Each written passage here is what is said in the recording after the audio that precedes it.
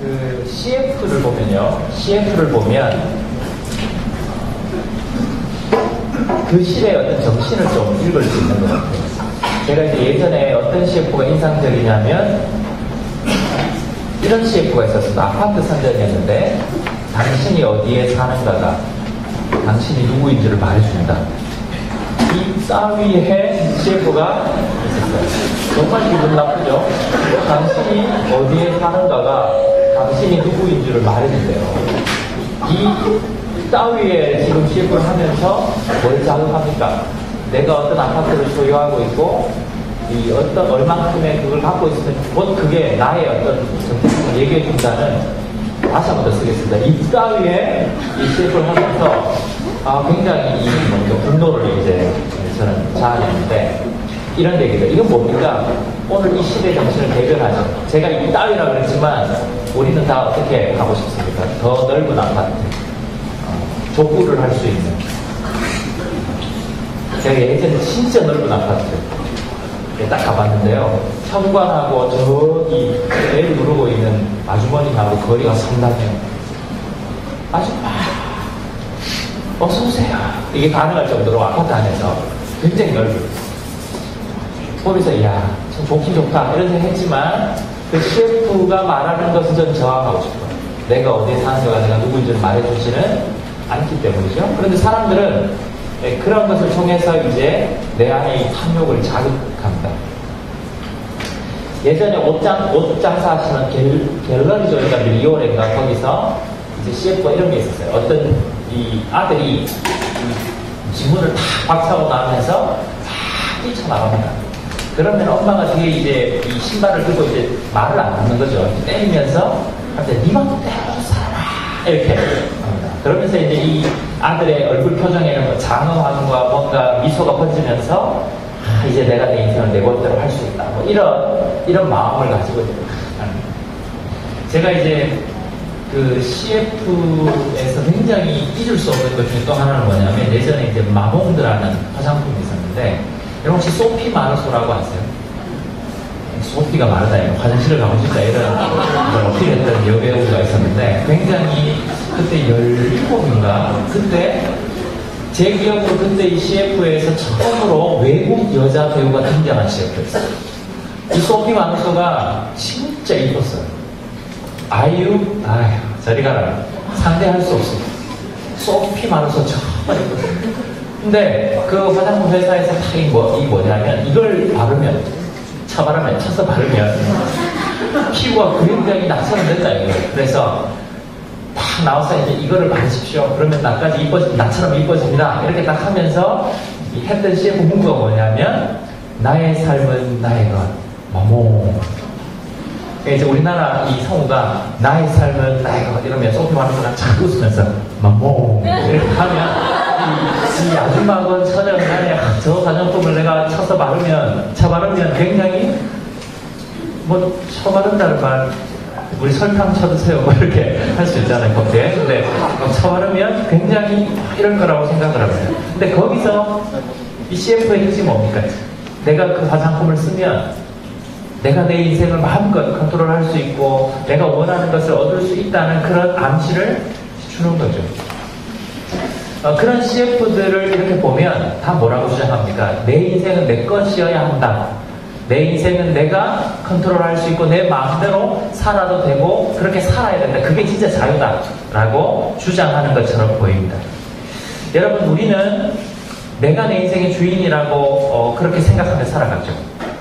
어떤 사람들은 자기가 자기 인생의 주인이라는 그 이야기 속에서 여러 것들이 같이 얽혀 있습니다. 예를 들면 이런 겁니다. 어떤 사람은 돈이 그 사람의 주인입니다. 여러분, 내가 그것을 주인으로 섬기느냐 섬기지 않느냐는 뭘 보면 알 수 있을까요? 그것을 내가 순종하고 따라가고 있느냐, 내가 그 대상을 컨트롤할 수 있느냐, 아니면 내가 그 대상의 컨트롤을 받고 있느냐를 보면 내가 자유인이냐 아니냐를 볼 수 있는 거예요. 여러분, 돈 때문에 사기치고 돈 때문에 자기 부모를 죽이고 돈 때문에 친구를 잃어버리게 되는 건 뭘 의미할까요? 그는 이미 그 돈의 노예가 된 것입니다. 여러분, 우리가 얘기합니다. 뭐 다른 어떤 그런 뭐 게임, 예를 들면 게임이나 또 포르노 어떤 사이트나 어떤 뭐 예를 들면 야동이나 나는 19세, 우리나라가 이제 19세가 기준이잖아요. 우리는 19세는 뭐든 할 수 있다는 인상을 심어주고 있습니다. 여러분 19세는 그래도 됩니까? 19세는 지나면 나는 야동을 볼 수 있는 권한이 있어. 새거는 안 차요. 경찰 출동 안 해요. 19세로 되면 주민등록번호를 당당히 치고 거기에 들어갈 수 있어요. 그런데 여러분, 내가 들어갈 수 있는 자유가 있는데 나중에 어떻게 됩니까? 그 야동이 나를 지배하죠. 그걸 보지 않으면 잠이 안 오는 거예요. 그걸 보지 않으면 하루가 마감되고 안 끝은 거예요. 그 정신세계가 그 야동 때문에 피폐해지고 다 그냥 무너져 있는 사람들이 얼마나 많습니까? 이 야동에, 이 포르노에 이 중독되어 있는 사람들의 모습은 내가 자유인이라고 얘기하지만 사실은 그것이 나를 지배하고 있어요. 이 정신세계가 황폐해져 있는 거죠. 여러분, 우리 남자들이 여자를 볼 때 한 인격으로 보이지 않고, 죄송합니다 이런 말, 거의 벗은 몸으로 보이기 시작하면 그의 정신세계는 완전히 파괴됩니다. 내가 자유인이라고 생각하지만 그것이 나를 지배하기 시작합니다. 내 정신세계로 파괴시킵니다. 그래서 그게 어떻게 만들어요? 남녀 간의 정당한 사랑과 그리고 정말 깊은 어떤 그런 그 애정을 함께 나눌 수 있는 그 대상인 그 존재가 단순히 내 말초신경을 자극하는 존재로 전락하죠. 그럼 또 어떻게 됩니까? 그것이 나아가면 내 말초신경을 자극하는 걸 충족하기 위해서 그가 어떤 아픔을 겪든 상관없이 폭행을 가하게 됩니다. 이게 뭡니까?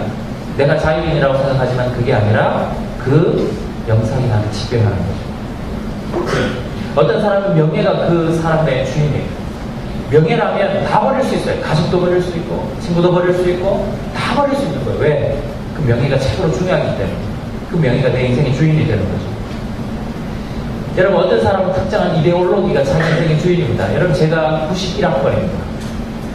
놀랍죠? 여기 92년생, 90 몇 년생이죠, 여러분? 92년생, 93년생이 계시잖아요. 여러분이 태어나기도 전에 제가 대학에 들어갔거든요. 근데 그때 맞죠? 제가 하는 얘기는 맞죠? 네. 여러분과 저하고 20년 이상의 갭이 이렇게 벌어져 있습니다. 전혀 그렇게 안 느껴졌죠?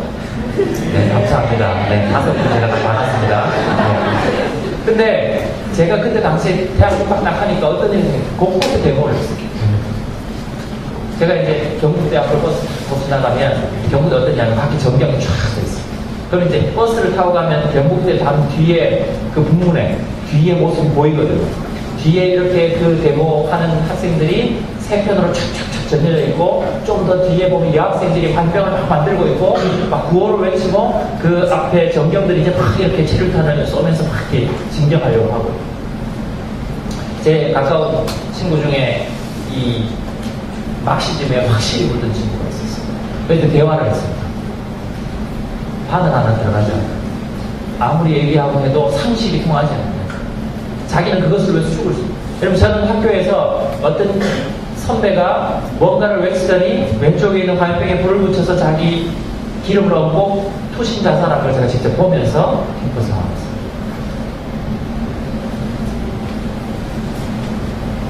자기는 그것을 위해서 죽을 수 있다고 얘기했어요. 그게 주인입니다. 우리는 나는 완전히 100% 자유롭다고 생각하지만 사실은 우리는 100% 자유롭지 않습니다. 우리는 무언가에 기대어 있습니다. 우리는 무언가에 끌려다니고 있습니다. 나는 무언가를 지금 섬기고 있고 노예처럼 내가 컨트롤하고 있다고 생각하지만 사실은 그 대상이 나를 컨트롤하고 있어요.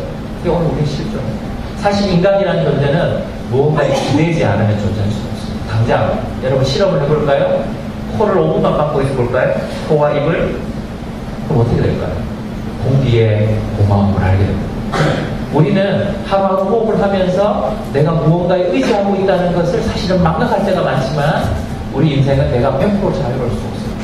하나님이 우리를 위해서 존재하는 게 아니고 이 세상 만물, 우리를 포함한 이 세상 만물이 하나님을 위해서 존재한대요. 다른 얘기죠? 여러분, 우리는 다 무슨 얘기합니까? 모든 게 내 중심이잖아요. 모든 게. 다 나를 행복하게 하고 나를 살리고 내 만족을 추구하는데 너희들은 다 들러리고 이런 세상이 얘기를 합니다. 그러나 기독교는 뭐라고 얘기합니까? 아니래요. 이 세상은 하나님이 주인이시다. 하나님이 우리를 비롯한 모든 사람을 만들었다. 왜 만들었냐? 그분을 위해서 만들었다. 그분을 위해서. 그래서 여러분, 우리가 해와 달과 별과 모든 것, 그리고 이 세상에 존재하는 모든 것이 어디를 향해 갑니까? 유유히 그 길을 갑니다. 하나님이 원래 창조하시는 그 길을 갑니다. 그 길을 가면서 뭘 드러냅니까? 창조주를 영화롭게 하고, 창조주를 나타내고, 창조주를 드러내고. 여러분, 우리가, 저도 그랜드 캐년 안 가봤지만, 그 그랜드 캐년 앞에 서면 모든 자가 자기의 한계를 느끼고, 연약함을 느끼고, 광대하신, 뭔가 하나님 믿지 않는 사람일지라도, 뭔가 이것을 존재케 하기는 너무나 큰 존재일 것이다. 너무나 큰 하나님에 대한 얘기를 드러내고 온 세계 온 자연 만물은 하나님이 어떤 분이신지를 드러내고 찬양한대요. 여러분, 우리 인간도 마찬가지죠. 여러분, 비록 어제 제가 말씀드렸지만 우리가 죄 때문에 어그러지고 왜곡되어지고 우리가 볼 때 너무나 사랑할 수 없는 그런 존재들이지만 사람은 너무나 아름답잖아요. 우리가 생각하는 그 마음들, 사랑의 마음들, 누군가를 섬기고 누군가를 돕고 누군가를 살려내고 이런 것들을 보면 하나님이 어떤 분이신지가 보여지는 거예요. 그리고 여러분, 어제 제가 소개했던 인간이시면서 동시에 하나님이셨던 그 예수님의 모습, 공경에 빠져있는, 그 절망에 빠져있는 외아들이 죽은 그 과부의 모습을 그냥 지지치지 않고 다른 사람의 관심을 가지고 그분의 능력을 사용해서 그 사람의 필요를 채워가는, 그를 사랑하고 섬기는 그런 모습. 이게 뭡니까? 이게 원래 하나님이 만드신 인간의 모습, 하나님의 모습입니다. 하나님의 모습.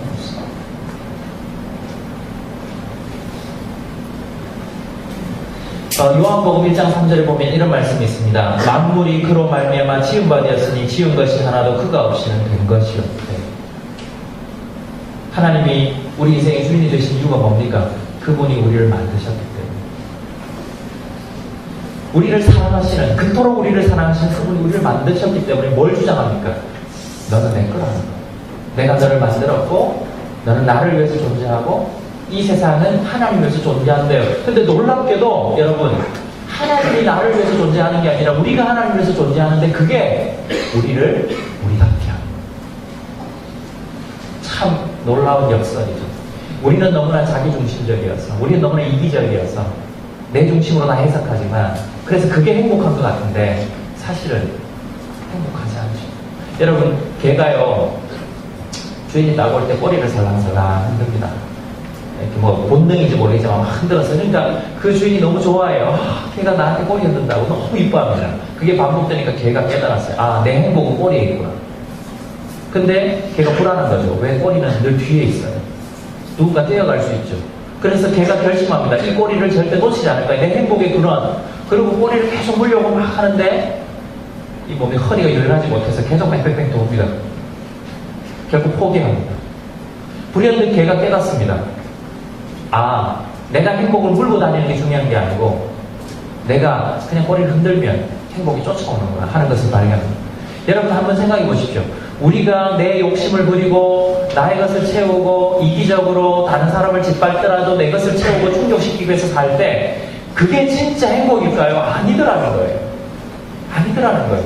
진짜 행복은 뭐냐면 하나님이 나를 만드신 그 목적대로 그분을 위해서 살고 하나님을 예배하고 그분을 인정하고 그분을 바라보고, 마치 어린 자녀가 부모님을 바라보면서 그 부모님이 채워주시는 것을 바라보면서 살아갈 때 가장 행복한 거죠.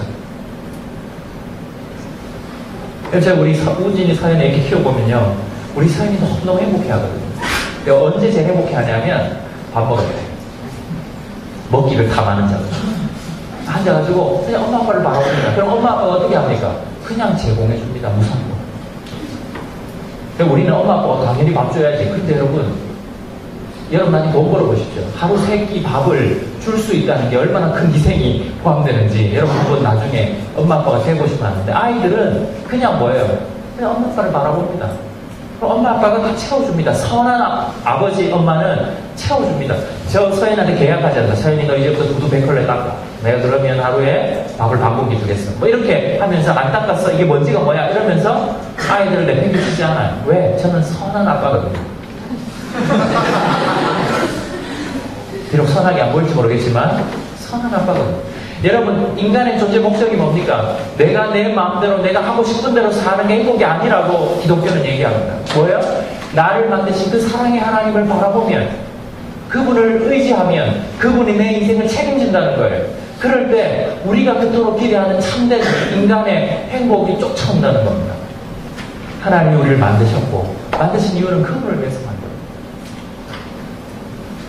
만들어요. 우리가 살아가는 이유가 뭡니까? 목적이 뭘까요? 여러분, 우리가 잘못 생각하면 내 인생의 목적은 내가 하고 싶은 대로 내 욕망을 다 추구하면서 살면 된다고 생각합니다. 아니라는 거예요. 하나님이 나를 만드신 목적대로 가면 그게 진짜 인간다운 삶이에요.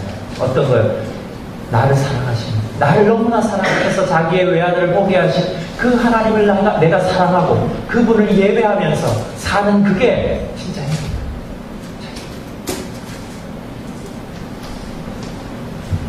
하나님이 우리를 만드셨어요. 그래서 그분은 우리 인생의 주인이 되실 수 있대요. 또 그 다음 보실까요? 아까 그 본문 골로새서 본문을 한번 다시 보여주세요.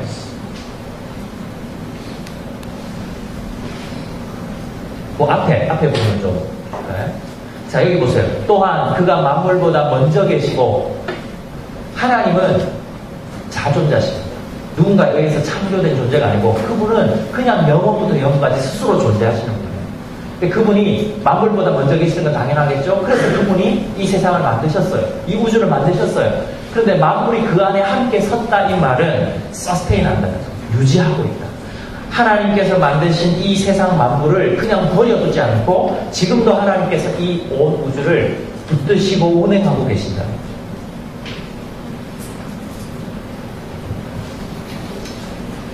여러분, 저도 그 의학을 공부하지 못했는데 어떤 의사분이 그러시더라고요. 사람이 있잖아요. 밤에 잠을 딱 자고 쿨쿨쿨 잘 잤다가 아침에 날이 밝으면 눈을 다시 탁 떠서 정신이 돌아오는 거예요. 이게 아직도 의학적으로 신비랍니다. 이게 원래는 한번 딱 정신이 가면 계속 그냥 그 상태로 가야 되는데 사람이 자고 깨고 자고 깨고 자고 깨고 하는 게 이게 참 신비한 거래요. 여러분, 우리가 죽음이 뭡니까? 잤는데 못 깨면 죽는 거. 못 깨면 죽는 거죠. 히브리서라는 성경에 1장 3절에 이런 말씀이 있습니다. 그의 능력의 말씀으로 만물을 붙드시며 만물을 붙드시며. 고린도전서 6장 19절에서 20절의 말씀을 한번 볼까요? 여러분 한번 보십시다. 너희 몸은 너희가 하나님께로부터 받은 바 너희 가운데 계신 성령의 전주를 알지 못하느냐. 여러분 사실 무슨 말인지 잘 모르시겠죠? 이게 굉장히 어려워서 쉽지 않아요. 교회 다니는 사람들도 이해하기가 쉽지 않은데 여러분 제가 짚어드리는 것만 한번 이해하시면 좋겠습니다. 너희는 너희 자신의 것이 아니라 값으로 산 것이 되었으니 그런즉 너희 몸으로 하나님께 영광을 돌리라. 아니 저건 또 무슨 얘기야? 너희는 너희 자신의 것이 아니래요. 값으로 산 것이 되었대요. 그런즉 너희 몸으로 하나님께 영광을 돌리라. 우리의 삶이, 우리의 이 몸이 내게 아니고 하나님 거래요. 왜 하나님 거냐면 하나님이 어떤 대가를, 값을 치르시고 우리를 사셨대요. 아니 저건 또 무슨 얘기지? 여러분 여기 값으로 샀다는 이 말은 옛날에 노예 제도가 있을 때 어떤 한 사람이 노예를 다시 되찾아오는, 되사올 때 값을 치르는다는 의미가 있어요. 여기 값으로 산 것이 되었다는 말 속에 그런 의미가 포함되어 있거든요. 그걸 대속물이라 그러는데 다시 되사왔다는 거예요. 여러분 이건 뭘 의미하냐면 다시 되사왔다는 것은 노예를 사온다는 것은 우리는 지금 현재 누군가의 노예로 살아가고 있다는 거예요. 제가 아까 서론에도 말씀드렸지만 여러분 우리는 지금 누군가의 노예입니다. 우리의 육신의 욕망의 노예일 수 있고요. 이 세상의 어떤 가치의 노예일 수 있고 여러분 지금 다른 대안이 없잖아요. 여러분 이 시스템, 이 자유경제라는 이 시스템 속에 우리가 다 갇혀 있어요. 여러분 이걸 뚫고 나갈 수 있겠습니까? 여러분, 우리가 아무리 대학 시절에 뭐 순수하게 뭘 외쳐도 졸업하고 나서 취업 안 돼서 다 무너지잖아요. 이 갇힌 세계 속에 우리가 살고 있다는 거예요. 우리는 죄의 노예라는 거예요. 우리의 욕망의 노예입니다.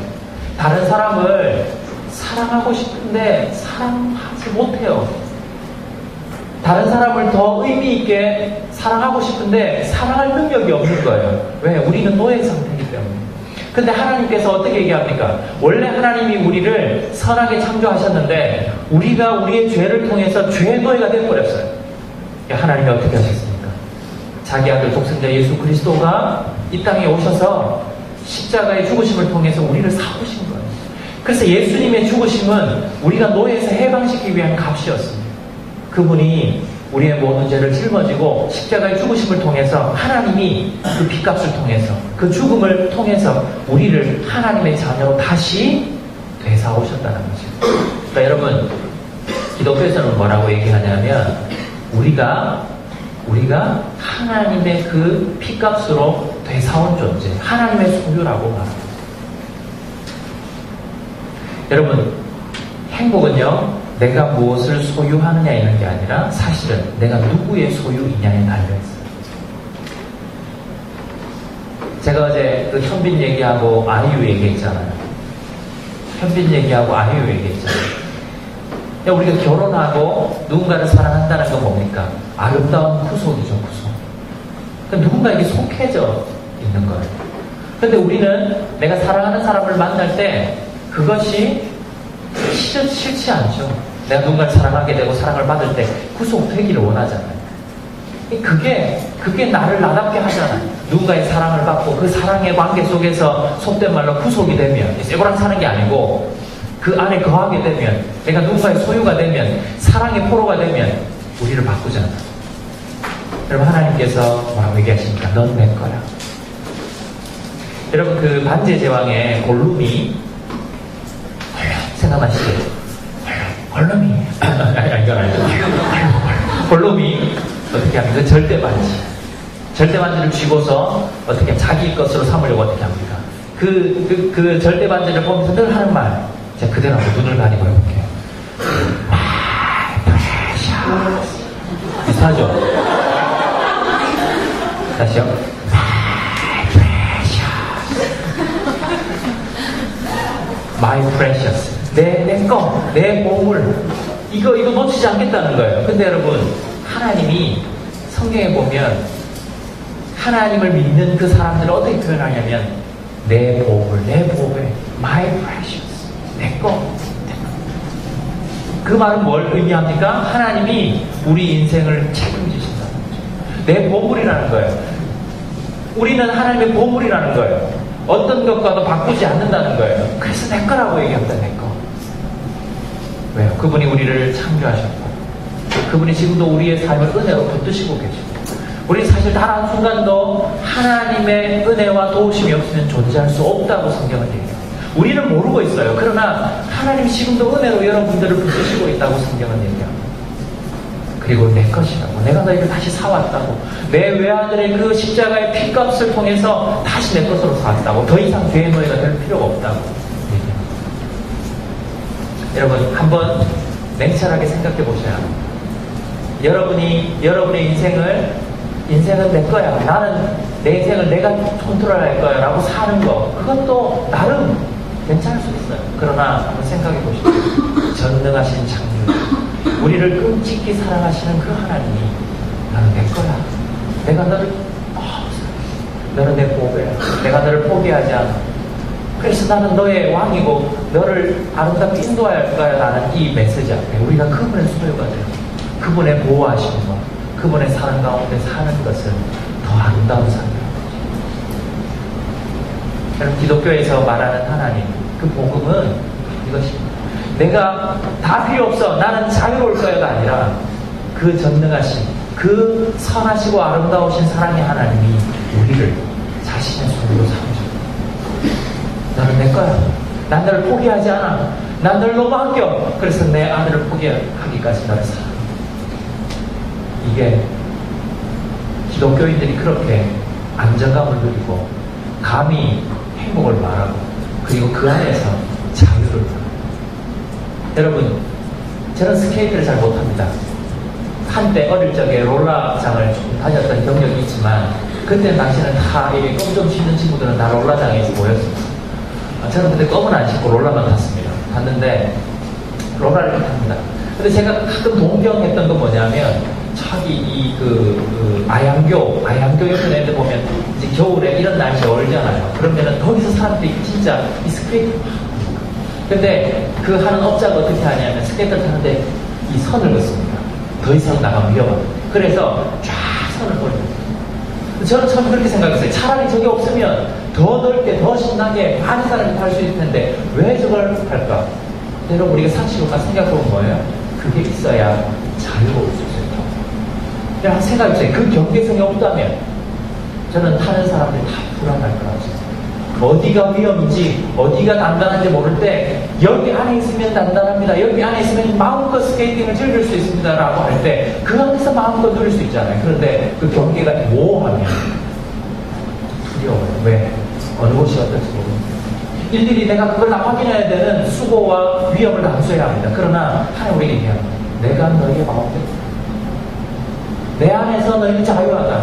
이게 기독교 메시지예요. 여러분, 내가 내 마음대로 무제한적으로 모든 걸 다 할 수 있는 게 자유가 아니라 하나님의 그 사랑의 품 안에서 그분을 예배하고 그분을 왕으로 섬기면서 그 전능하신 하나님의 그 사랑의 다스림 속에서 그 안에서 살아가는 게 진짜 자유라는 거예요.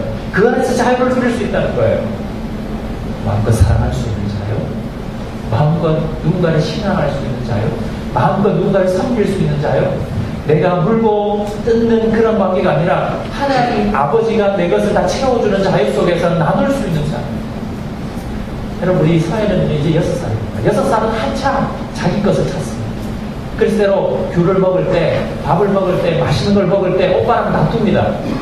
다툴 때 제가 얘기합니다. 서연아, 서연이한테 귤이 더 많이 있어. 아빠가 저기 귤을 많이 사놨어. 2개, 5개 더 줄게. 서연이는 오빠에게 양보합니다. 오빠 먹고 아주 선심스러워. 물론 자그만 거 하나 주지만 선심습니다. 왜요? 여기 아빠가 제공하는 더 많은 줄 있기 때문에 싸울 필요가 없죠. 탐욕을 부릴 필요가 없어요. 여러분 하나님을 믿으면서 탐욕스러운 건 하나님을 몰라서입니다. 인간이 높은 권력의 자리에 앉아 떵떵거리고 다른 사람을 짓밟고 사람은요 권력을 주어도 제대로 이용하지 못해요. 왜? 우리는 다 죄로 오염되어 하나님이 아니기 때문에. 그런데 그 하나님을 신앙하고 말하는 그 모습은 너무 아름답죠. 너무 아름답죠. 저는 그런 모습을 담고 싶어요. 제가 저의 한계를 인정하고 전능하신 나를 만드신 나를 사랑하시는 그 하나님을 신앙 믿고 바라보는 믿을 신에 바라보라는 신앙 그분을 바라보는 거. 그리고 그분이 주시는 사랑과 은혜 속에서 자유하면서 살아가는 거. 그래서 내가 내 힘으로 뭔가를 뺏고 탐욕스럽게 살지 않아도 되는 그게 가장 인간다운 삶이 아닐까 생각합니다. 여러분 특별히 나쁜 짓 안 하고 사셨다는 거 압니다. 여러분 제가 볼 때도 그렇게 나쁜 니언들은 없는 것 같아요. 그러나 그 죄가 뭘까요? 내가 꼭 다른 사람이 해코지를 해서 다른 사람을 어떻게 잘못하게 만들어서 죄가 아니라 성경은 뭐가 죄라고 그럽니까? 이런 하나님, 우리를 만드신 그 하나님, 이 세상에 이 우주에 만드신 유일한 왕이신 주권자이신 그 하나님을 무시하고 내 마음대로 사는 그게 죄예요. 그럼 이게 뭐와 같냐면요, 물고기가 어항속에 가만히 보니까 저 바깥 세상이 너무 동경이 되거든요. 그래서 어떻게 합니까? 나는 물고기 안 할래. 그리고 물 밖으로 뛰쳐나온다고 똑같아요. 어떻게 될까요? 그 순간 그 물고기는 고통스럽게 죽어요. 이게 죄의 결과입니다. 여러분 오늘날 인류의 해답을 여러 사람이 제시하죠. 어떻게 해요? 경제가 살아야 된다. 교육을 해야 된다. 복지를 해야 된다. 그러나 여러분 진정한 인간의 회복은 하나님을 인정하는 것입니다. 하나님 인정하고 그분의 뜻을 구하고 그분의 뜻에 순종하며 살고 내 마음대로 내 저급한 욕구대로 내가 살고 싶은 대로 사는 게 아니라 그건 죄죠. 왜냐하면 나를 존재하게 하신 분을 무시하는 거니까. 그게 죄예요. 성경은 그걸 죄라고 말해요. 여러분 그동안 몰랐습니까? 그것도 죄입니다. 제가 무지가 죄라고 그랬잖아요. 여러분이 이런 생각 한번 해봅시다. 물론 여러분의 부모님이 여러분 굉장히 아프게 할 수도 있었어요. 그러나 여러분이 밖에 나가서 부모님께 좀 잘 못해드리는 거 그럴 수 있어요. 그런데 가장 큰 문제가 뭐예요? 내가 낳은 부모를 부모로 인정하지 않는 겁니다. 그게 가장 근본적인 실수고 오류죠. 그냥 우리가 하나님 앞에서 마찬가지입니다. 나를 만드셨다. 그 하나님 나를 만드셨다. 내가 우연에 의한 존재가 아니라 정말 이 세상, 이 우주 만물, 이 풀리지 않는 여러 가지 숙제, 이 속에서 이 세상을 선하신 그 하나님이 만드셨다는 것을 내가 믿지 않고 내 마음대로 하나님이 나를 주신 목적대로 살지 않을 때 그것이 뭡니까? 죄라. 그리고 그 결과는 비참한 거예요. 물고기가 물 밖을 뛰쳐나왔을 때 고통스럽게 죽어갈 수밖에 없는 것처럼 오늘 우리의 삶이 뭡니까? 우리는 서서히 고통 가운데 죽어갑니다. 죄송한 말씀이지만 여러분 앞으로 10년 뒤가 그렇게 전망이 밝지 않습니다.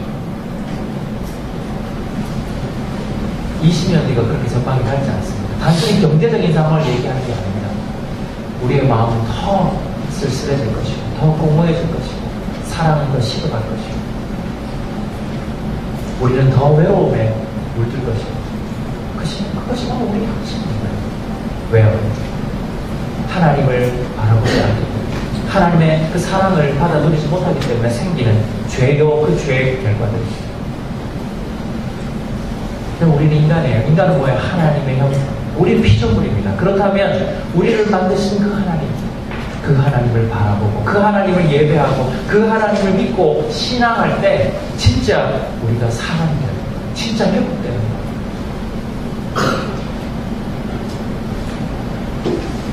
저는 하나님의 그 존재를 믿으면서 인생이 바뀐 사람들 참 많이 봤습니다. 예전에 한번 중국에서요. 여러분 그 중국에도 기독교 인구가 굉장히 많습니다. 굉장히. 중국 인구가 12억이잖아요. 근데 약 1억 정도인가요? 지금 중국에는 공인이 안 돼서 지하교회라고 그러는데 이 몰래 이제 하나님을 믿는 사람, 예수님 믿는 사람이 굉장히 많은데 한번 그 지하교회 지도자들이 한번 커밍아웃을 한 적이 있습니다. 어떤 커밍아웃이냐면 이제 비디오로 자기의 삶을 담았습니다. 담아가지고 이제 중국의 사람들이 기독교에 대해서 어떤 인식을 갖고 있냐면 기독교는 이상하다. 왜냐면 뭐 지하에서 불법을 행하는 자들이 아니냐. 그러니까 이 나라에서 하지 말라는 걸 하기 때문에 막 숨어서 있는 거 아니냐. 그래가지고 오해를 받고 이러니까 이 사람들이 커밍아웃을 했는데 어떤 비디오를 찍었냐면 제가 그 비디오를 봤는데요. 이런 어떤 한 남자 유튜브라 내가 과거에 어떤 인간이었냐면 하면 그 중국어로 하는지 해석합니다. 어떤 인간? 내가 아내를 정말 폭행했고 나는 알코올 중독자였고 내 아이들을 나는 관심조차 두지 않았고 노름으로 다 내 재산을 챙기는 거야. 그런데 자기가 뒤에 얘기하면서 그 옆에 자기 아내와 같이 이제 비춰주면서 아내가 울고 있는데 비춰주면서 내가 예수를 만났고 내가 하나님을 믿게 됐다. 그 하나님을 믿게 돼서 내가 이렇게 삶이 바뀌고 이제 내 아내를 너무 사랑하고 내 아이들을 너무 사랑하고 내가 노름을 끊었고 내 인생이 새로운 회사를 맞이했다고 그 비디오를 찍었어요. 그 한 사람 보면은 야 하나씩 그거를 커밍아웃했어요. 난리가 났죠. 그것 때문에 공안들이 출동하고 많은 사람들이 지도자들이 잡혀갔어요.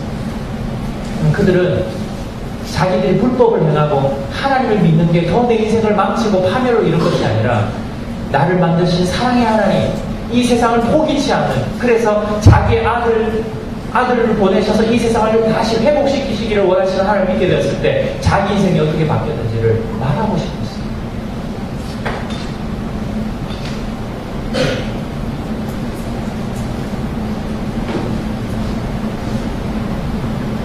여러분 우리가 하나님을 믿는다는 건 단순히 일주일에 한 번 교회 가는 걸 의미하지 않습니다. 여러분 우리가 하나님을 믿는다는 건 내가 신앙을 가진다는 건 내 삶의 변화를 삶을 바꾼다는 걸 의미합니다. 지금까지 내가 살아왔던 그 부적절한 인간답지 않은 그런 삶을 포기하고 이제 새로운 정말 하나님이 우리를 원래 창조하셨던 원래 인간의 모습으로 회복되어서 살아간다는 것을 의미해요. 그게 하나님을 신앙한다는 거예요. 하나님을 믿는다는 거예요. 만약 그런 삶이 되지 않았다면 그 어떤 분이 그렇게 되지 않았다면 그건 아직 하나님을 제대로 믿지 못하고 있는 거예요. 내가 만든 하나님 내가 이런 하나님이었으면 좋겠다고 만든 헛된 것을 믿고 있는 것이지 진정한 하나님을 믿고 있는 게 아닌 거죠.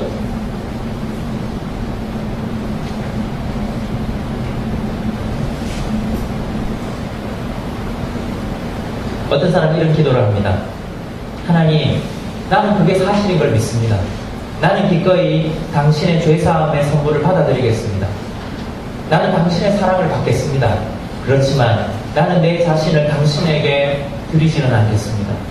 내 삶은 내가 꾸려나가고 싶습니다. 나는 어떤 도움과 충고가 필요할 때에만 당신께 오겠습니다. 하지만 나는 내 자신의 생활 방식을, 나를 위해 무엇이 옳고 그른지를 내가 스스로 결정하겠습니다. 나는 별로 당신의 뜻을 내 삶에 받아들이지 않을 것입니다. 그럼 이게 뭐냐면 이런 거예요. 예수님 난 사랑한다는 건 참 좋아. 그러나 예수님이 내 삶의 주인이 되신다는 것은 나는 인정하고 싶지 않아. 그래서 여러분, 오늘날 여러분이 비판하고 까고 있는 많은 개독교라고 소위 이름을 지어진 많은 사람들 속에 바로 이런 생각을 갖고 있는 사람들이 많아요.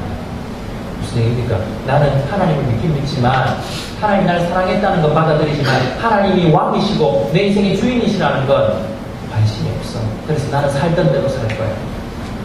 누가 날 사랑해준다니까 좋긴 좋아. 그거는 내가 느끼고, 그러나 내 인생은 내 마음대로, 내 욕망대로, 내가 하고 싶은 대로 살 거야. 여러분, 그건 믿음이 아니야. 여전히 죄를 지고 살아갑니다. 여러분, 어떤 사람이 마이크를 쥐었으면 이 마이크로 사람을 때려 죽이는 걸 쓰면 됩니까? 안 됩니까? 아니죠. 마이크의 가장 중요한 본질은 소리가 크게 나가는 겁니다. 잘. 그래야 마이크는 아름답습니다. 그게 마이크다운 거예요. 여러분, 제가 아까 성경 구절 보여드렸죠. 하나님 우리를 만드셨어요. 그런데 그를 위해 만드셨어요.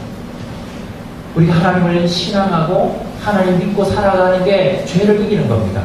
만약 우리가 내 마음대로 내 욕구대로 살면 그건 죄입니다. 우리는 그것을 죄라고 해요. 제가 결혼 그 아름다운 신혼 때 제가 외로워서 베란다에 나가서 울었다는 거예요. 제 아내가 잘 때 혼자 그냥 앉아있는데 소파에 앉아서 그냥 이렇게 무심코, 지금은 저희 집에 TV가 없지 한 10년이 됐지만 그때 당시에 TV가 있었거든요. TV를 탁 켜고 이렇게 있는데 갑자기 뭔가 이 외로움이라는 게 내 가슴에 쏙 들어온 거예요. 정말 주체할 수가 없더라고요.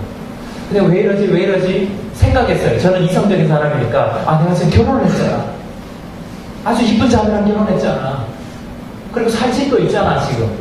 이렇게 재밌는 프로그램도 하고 있는데, 그리고 별 문제가 없는데 근데 주차할 수 없어서 제가 베란다에 가시고 제가 그 다음날 아내에게 그 얘기를 했더니 지금까지 제가 놀림감을 들고 있어요. 다 큰 남자가 베란다 가서 혼자 울었다고. 여러분 생각할 때 결혼하면 외로움이 없을 것 같죠? 우리의 마음속에는 하나님이 채워주지 않으면 안 되는 공간이 있더라고요. 여러분 캠퍼스 있을 때 심지어 한 달에 한 번씩 남자친구 여자친구 강아지쳐 보십시오. 만족이 되는지 만족이 안 되는 거예요. 그게 그 여인이 보여주는 거예요. 여러분, 인생의 참된 만족은 우리를 만드신 하나님을 온전히 신앙할 때입니다. 그분이 채워주는 그분의 그 무조건적인 사랑이 내 영혼이 가득 찰 때에만 진짜 만족이 찾아옵니다. 우리가 꽃피 풀린 망아지처럼 우리의 욕구를 다 풀어놓고 내가 하고 싶은 대로 하며 살아도 만족되지 않습니다.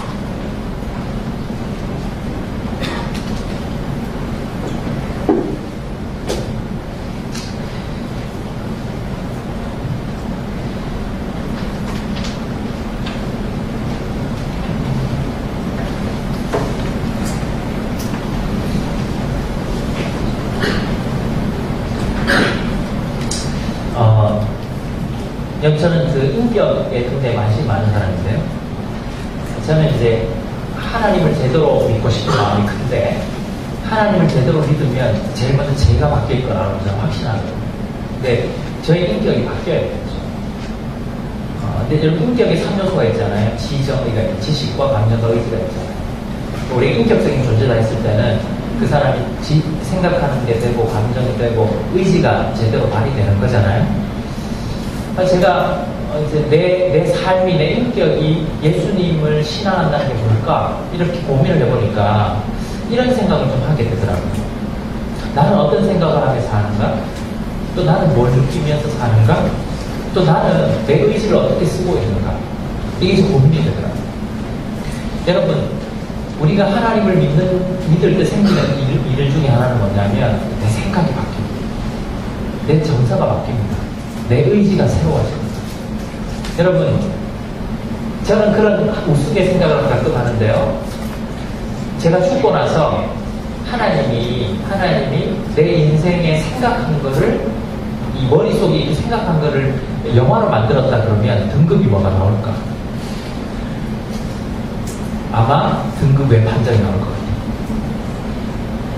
너무 추잡한 생각, 너무 더러운 생각, 너무 말도 안 되는 생각, 남을 비난하고 자만해서 무시하고 악한 생각들을 너무나 많이 했기 때문에 하나님이 내 이 생각을 비디오로 영화로 만들었으면 X등급이나 등급의 판정이 나올 거예요. 제가 하나님을 신앙하고 믿으면서 바뀐 건 내 생각이 바뀌었다는 거예요. 내 생각이. 그래서 내가 하나님 믿는데 하나님이 나를 사랑하시고 그 사랑하신 하나님을 믿을 때 내 생각이 어떻게 바뀌어야 될까 고민했던 적이 있습니다. 얼마나 우리는 여러분 자만하며 살고 있습니다. 여러분 생각 속에 하루 종일 24시간 뭘 생각하고 사세요? 저도 20년 전을 돌아보면 참 부끄러운 생각들을 많이 하면서 살았더라고요. 내 생각 속에 온갖 더러운 것들이 가득 차 있었던 것 같아요. 다른 사람 비난했고, 마음속으로, 생각 속으로 얼마나 많이 다른 사람을 죽였고, 미워했고, 정말 머리를 탈탈 털어서 다시 씻어서 다시 넣고 싶을 정도로. 근데 제가 하나님을 모를 때는 그게 부끄러운 줄 몰랐어요. 근데 제가 하나님을 믿고 나니까 하나님이 주신 그 삶의 기준이 있으니까 이건 아니다 이런 생각이 들어요. 제 생각이 바뀌었죠. 사람을 보는 시각이 바뀌었어요. 여러분 어떠신가요? 여러분 감정은 어때요? 나도 나를 모르잖아요. 이름 모를 분노가 하루에도 수십 번 일어나요. 불평과 원망과 시기와 질투가 우리의 삶을 가득 차고 있습니다. 조금만 나를 건드리면 폭발할 지경에 우리는 다 살고 있습니다. 여러분 아주 오래전입니다만 어떤 중학생이 자기 동급의 여중생을 엘리베이터에서 무차별로 이 칼로 찔러 죽인 사건이 있었는데 그 사건을 붙잡아놓고 얘기를 해보니까 동기를 보니까 그 남학생 집이 아버지가 알코올 중독이에요. 술만 먹고 오면 자기 엄마 패고 자기 패고 이러니까 무서워서 그냥 맞다가 이러다가 이제 한번 욱해서 오늘은 아버지가 또 그러면 내가 죽일 거야 라고 생각을 하고 그럼 아버지가 고래고래 고하면서 오는데 부엌에서 칼을 막 맞고 나서 내가 아버지 죽인다 탁 했는데 막상 아버지를 탁 대면하니까 너무 오랫동안 폭력에 시달리면 두렵거든요. 그래서 참고 어떻게 할 수 없어서 칼을 품고 뛰쳐나갔어요. 막 아픈데 뛰쳐나가고 이제 저기 한 20-30m 앞에서 너무나 발랄하고 너무나 생기가 넘치는 어떤 동급의 여중생 학원을 마치고 무슨 마음이 들었을까요? 그 모습이 아름답다 생각했을까요? 억울한 거예요. 왜? 나는 이렇게 불행한데 쟤는 뭐 때문에 저렇게 행복한 거야.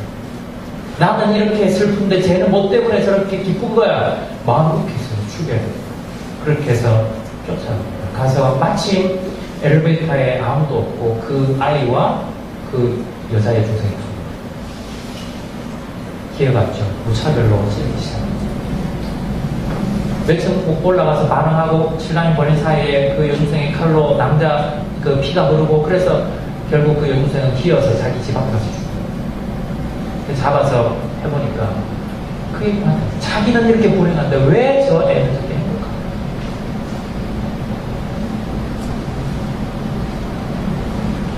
제가 제 IBF에서 참 가슴 아픈 일을 한 가지 겪어왔거든요. 제가 어떤 남자아이가 그 친구가 자살을 했는데 그 친구는 우울증을 앓고 있었어요. 병원에서 오랫동안 약을 먹으면서 약으로 이렇게 하고 있었는데 이 친구가 밤에 새벽 2시간, 3시간 정도 전화나 문자가 와서 문자 이런 거예요. 제가 이제 폰을 바꾸기 전에 하도 놀라서 그걸 저장해 놨는데 거기에다가 간사님, 나는 간사님이 너무 좋아요. 그런데 죽이고 싶어요. 그런 문자를 받았어요. 그 친구가 저는 그때 이제 없었을 때 제 다음 간사가 이렇게 강의를 하고 있는데 밖에 잠시 나가서 자기 그 아이를 이 새 가방에 칼을 갖고 다니는 거였어요. 몇 번이나 자살을 시도했고. 근데 제 후배 자매 간사가 우리 미라 간사님 앞에 사회가는 자매 간사님 있었는데 설교를 하고 있는데 바깥에 듣고 있다가 밖에 나가서 칼을 이제 갖고 와서 뒤에 지고 이제 그 후배 간사님 찌르기 위해서 두벅두벅 이렇게 걸어오는데 뒤에 감추고 있는 복학생들이 뒤에서 그걸 보고 깜짝 놀라서 이제 말렸어요. 위험을 모면한 적이 있었어요.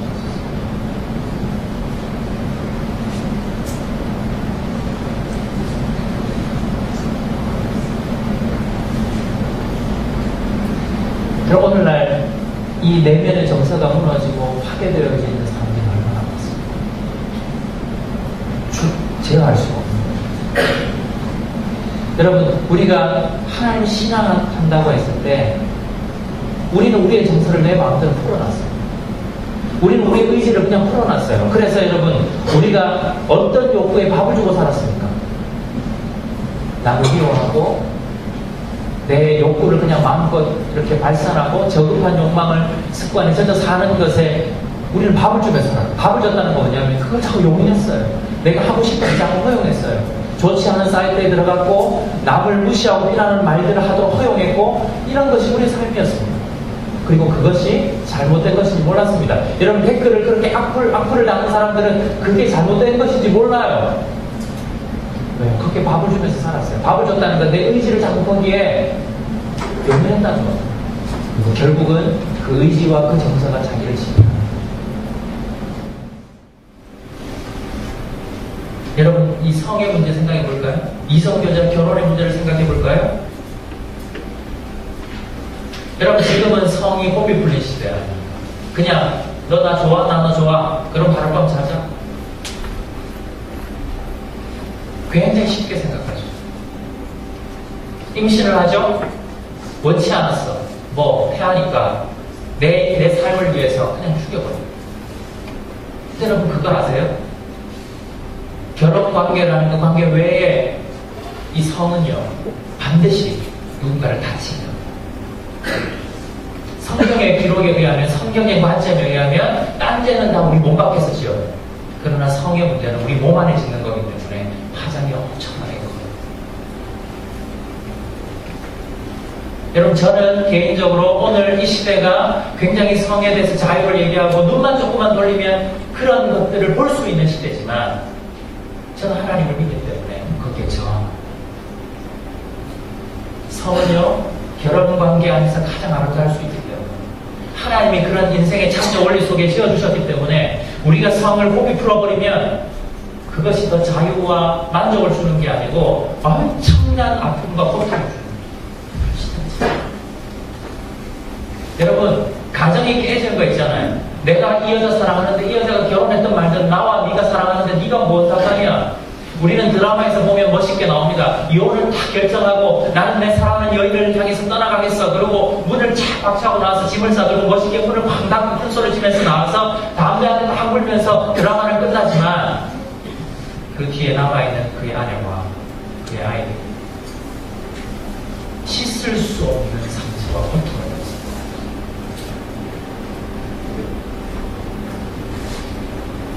아빠를 잃은 아이의 고통, 엄마를 잃은 아이의 고통, 그건 그 인생 전체에 정말 영향을 미칩니다. 그것을 하나님의 사랑으로 회복하지 않는 이상 대안이 없더라고요. 그런데 오늘 이 시대는 뭘 얘기합니까? 내가 성적인 쾌락을 누리는데 방해가 되는 건 있을 수 없다.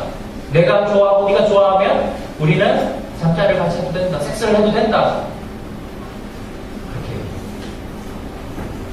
그렇게. 특히 자매들 정말 조심하십시오. 여러분, 잘못된 성관계를 통해서 임신을 하고 원치 않게 낙태를 하게 될 때 여러분 그게 그냥 수술, 중절 수술 그냥 몇만 원 주고 하면 끝난다고 생각하죠. 평생 죄책감을 삽니다. 그건 왜냐하면 하나님이 우리 마음속에 주신 본성이거든요. 특히 자매들은 엄마라는 그 모성애가 본성이거든요. 그럼처럼 제 아내가 중간에 그걸 한번 했습니다. 그 뭡니까? 유산. 제가 유산 받을 게 별로 없어서 유산을 별로 생각을 안 해가지고. 유산을. 근데 제가 그때를 아직도 8월 첫째 주였어요. 제가 이제 우리 꾸준히 12살, 우리 서연이 6살, 중간에 6살 소리 난 이유는 사실 중간에 그 아이가 있어야 되는데, 물론 그 아이가 있었으면 서연이가 없었어요. 근데 제가 그때 일이 너무 바빠서 한 주 딱 쉴 때 갑자기 제 아내가 갑자기 하혈을 하고 있어요. 임신 중. 가만히 눕혀놓고 제가 설거지하고 밥하고 조심조심 했는데 결국은 유산이 됐어요. 근데 그때 제 아내의 고통을 톡톡히 봤어요. 자기가 잘못한 게 아닌데 자기가 그 아이를 죽인 거야. 지금도 그 얘기를 언급이라도 하면 제 아내는 힘들어요.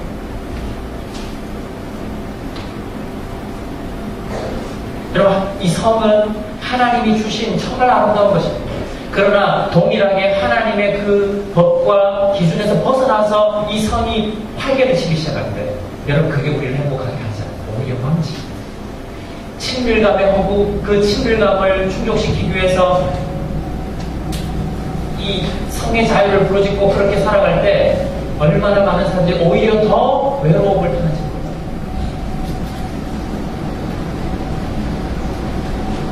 여러분, 우리 인생의 진정한 만족, 다시 한번 말씀드리지만 하나님의 사랑이, 우리를 만드신 그 하나님의 그 사랑이 우리를 세워 놓으지 않으면 어떤 것도 우리를 생각할 수 없습니다. 이 욕망을 제어할 수가 없습니다. 오늘 이 시대 문화와 이런 것이 다 인격적으로 가고 있기 때문에 그래서 사람들이 무너지고 있는데도 돈을 벌고 있습니다. 여러분, 그 포르노를 찍는 그 어린 아이들의 고통을 여러분 생각 한번 해보셨습니까? 그 거대한 산업을 이루기 위해서, 그 돈을 벌기 위해서 어른들이 얼마나 어린 아이들을 착취하고 있는지 생각해 보셨습니까? 우리 너무나 그것을 당연히 즐기죠.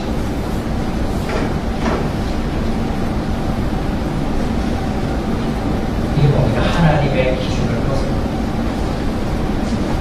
죄의 모습, 죄를 죄인 줄 모릅니다.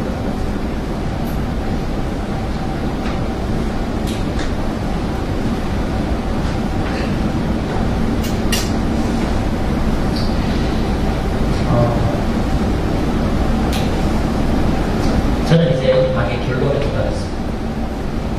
불현듯 마치려고 했는데 결론을 좀 맺고 마치고 싶습니다.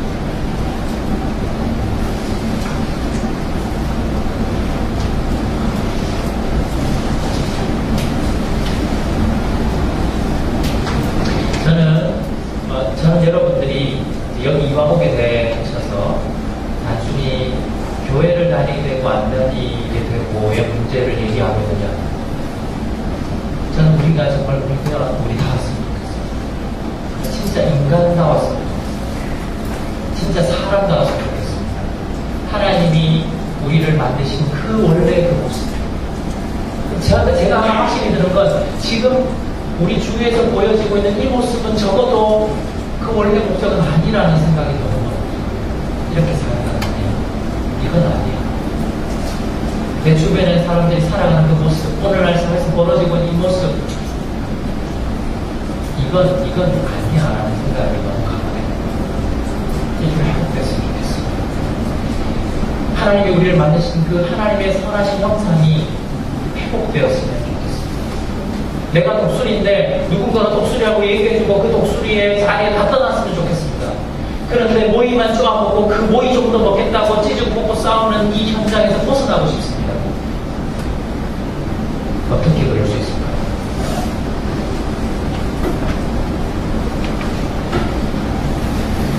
우리가 죄인 걸 있잖아요. 죄가 뭐라고요? 나를 만드신 하나님을 나 그동안 무시했다. 알지 못했다. 그래서 내가 내 욕망, 원래 나를 창조하신 하나님의 목적이 아니라 내 욕구대로 살아왔다는 것을 여러분 이 계기를 통해서 이제 발견 혹시 하셨다면 그거를 정직하게 인정하세요. 그리고 회복의 소원을 준 하나님께 요청하세요. 우리의 인생의 주인은 하나님이십니다. 왜냐하면 그분이 우리를 만드셨습니다. 그리고 인생의 가장 중요한 행복은 그 목적대로 사는 것입니다. 선하신 하나님은 우리가 로봇처럼 기계처럼 내 육신의 욕망의 노예가 되어 살기를, 그리고 우리를 스스로 망가뜨리기를 원하지 않으시고요. 그분 우리를 너무 사랑하십니다. 그래서 그 아들을 보내시기까지 인간의 삶이 무엇인지, 어떻게 회복될 수 있는지를 보여주셨습니다. 그리고 지금까지 우리가 하나님 무시했던 그 모든 죄를 용서하시기 위해서 대신 형벌을 당하시고 십자가에 죽어오셨습니다.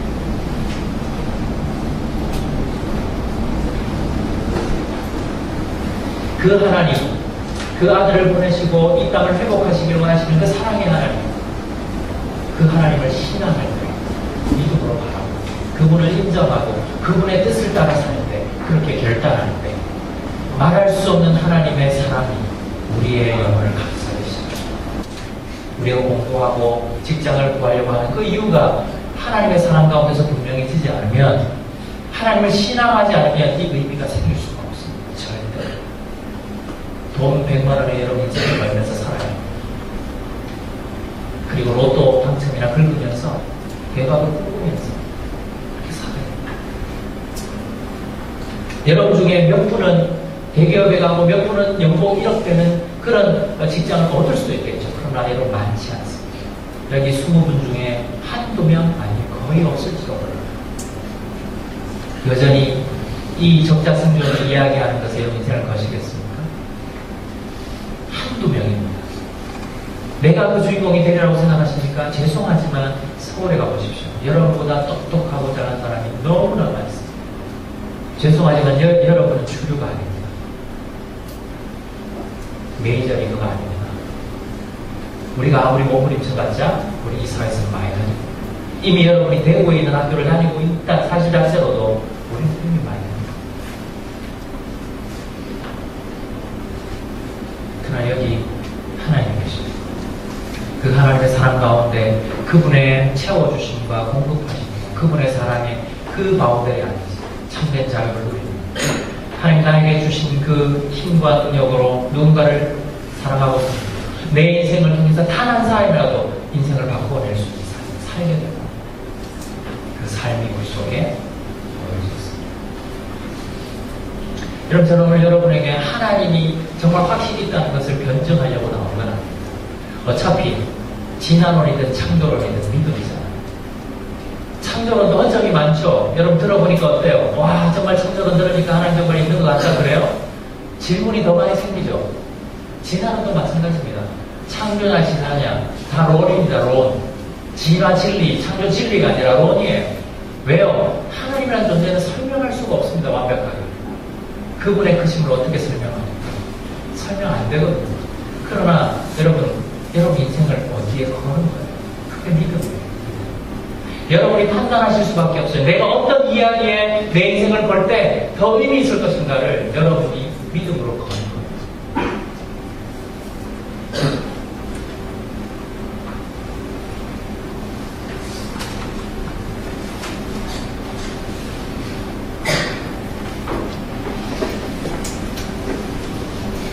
강의 끝났습니다.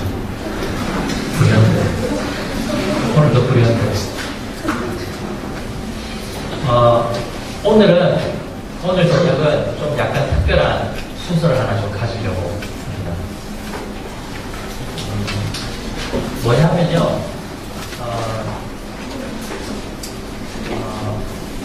여러분이 어떤 얘기를 선택하며 사시길 원하시는지 좀 결단하고 또 결정하는 시간을 조금 가졌으면 좋겠습니다. 여러분의 의사를 좀 드러내고 그 의사를 좀 확인하는 그런 시간을 좀 가지려고 합니다. 뭐 커튼 쳐놓고 불 꺼놓고 뭐 이상한 음악 틀고 여러분의 감정을 조정해서 하려고 하는 게 아니고 맨정신으로, 오히려 지금 졸고 있던 분도 계셔야 합니다. 잘못하면 안 되니까. 한번 눈을 한번 감아보실까요? 눈을 한번 감아보실까요? 저는 심리술사가 아니라서 여러분의 마음을 이렇게 막 어떻게 할 수가 없어서 그냥 정직하게 정면 돌파를 하겠습니다. 여러분 중에 우리 IMF 공동체에 지난 학기 혹은 1년 전부터 함께 하셔서